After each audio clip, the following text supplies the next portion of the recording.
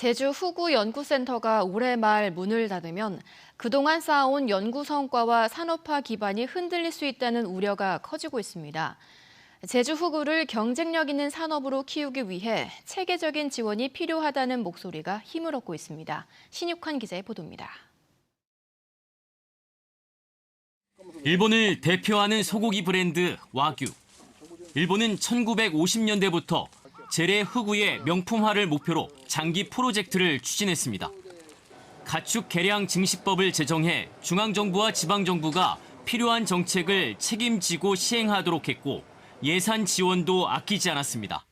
日本政府全体とか都道府県でより良い和牛を生産するためにその法律に基づいた品種改良を70年以上続けてきたわけです。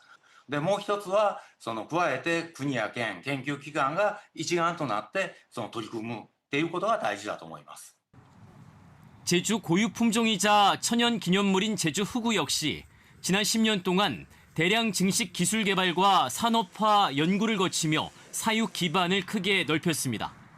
하지만 이 연구의 핵심 축이었던 제주 후구 연구센터가 올해 말 운영을 멈추게 됩니다. 제주도는 그동안의 지원으로 충분하다는 입장이지만 다른 예산과 비교해보면 오히려 부족합니다. 지난 10년 동안 제주 말산업에는 300억 원이 넘는 도비가 투입됐지만 같은 기간 제주 후구 예산은 4분의 1도 안 되는 70억 원 수준에 그쳤습니다.